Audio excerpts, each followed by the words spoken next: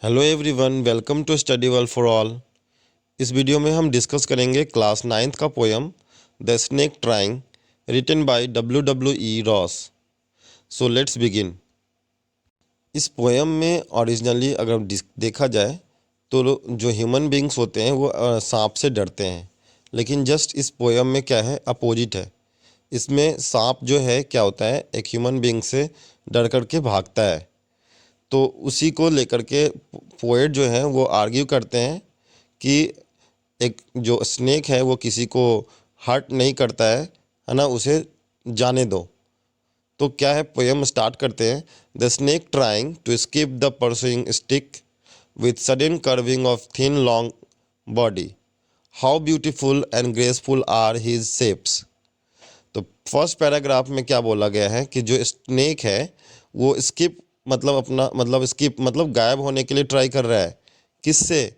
The pursuing stick, मतलब जो उसे पीछा कर रहा है, जो स्टिक यानी जो एक आदमी है उस डंडे लेकर के उसे पीछे चल रहा है, उस सांप के पीछे पीछे। तो उससे वो बचना चाह रहा है। स्नेक ट्राई कर रहा है कि उससे बच जाए। With sudden curving of thin long body, जो स्नेक की बॉडी है वो क्या है, हमें पता है कि सांप जो है वो कर्व करके चलता है ना।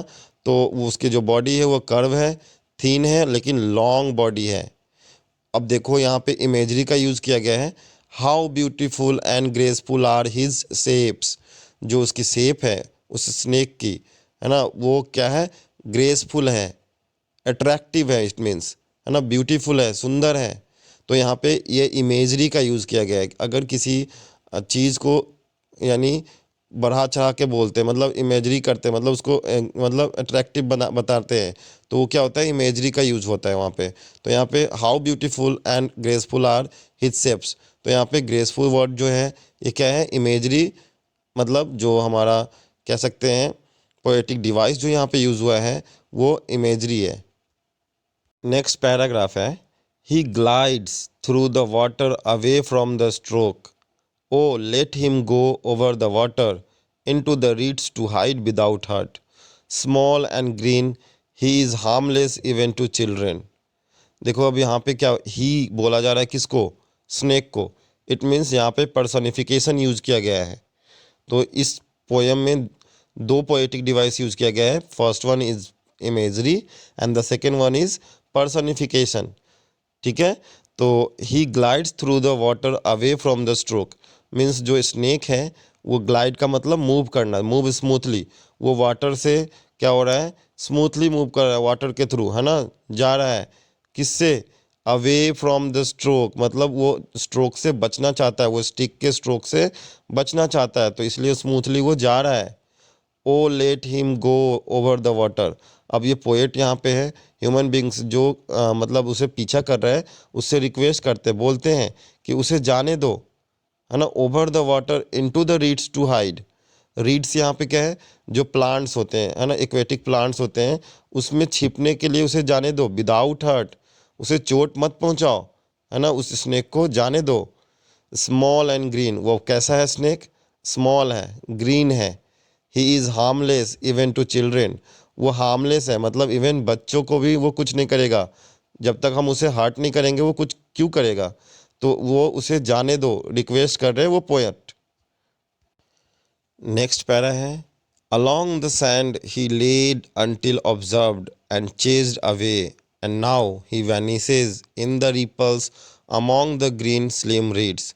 अब देखो क्या बोल रहे हैं पोएट। अलॉन्ग द सैंड मतलब सैंड में, ही ले अंटिल ऑब्जर्व्ड मतलब जब तक कोई ऑब्जर्व नहीं करता है तब तक वो लेटा रहता है ना, ही ले मतलब वो लेटा रहता है। Until observed and chased away, जब तक कोई इसे पीछा नहीं करेगा तब तक वो मिट्टी में ही रहता है, वहीं पे सैंड में ही रहता है। एंड नाउ ही वैनिसेस, अब वो लेकिन क्या हो रहा है, वैनिस मतलब स्किप होना, गायब होना, गायब हो रहा है। कहाँ? In the ripples. रिपल्स जब वाटर में क्या होता है, सर्कुलर सर्कुलर जब बनते हैं ना, है ना, जैसे पानी में अगर तरंग पैदा होता है उस तरह से।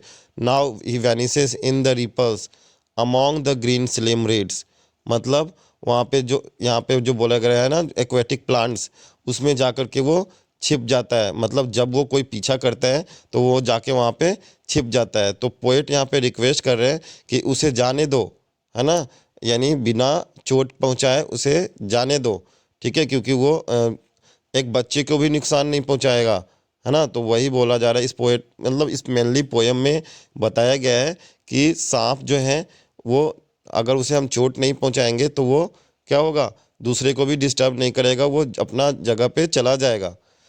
कुछ डिफ़िकल्ट वर्ड्स हैं इस चैप्टर से रिलेटेड, वो देख लेते हैं। परस्यू, परस्यू का मतलब होता है टू चेज या to follow. Curve, that is arc और बेंड। ग्लाइड का मतलब होता है मूव स्मूथली।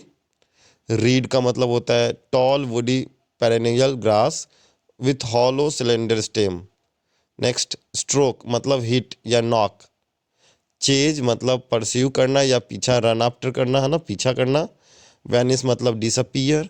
रिपल मतलब वेव या तरंग जिसे बोलते हैं, करेंट। स्लिम, थीन होता है या सिलेंडर।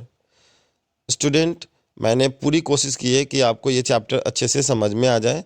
अगर आपको चैप्टर समझ में आया है तो please do like share and subscribe my channel. Thank you.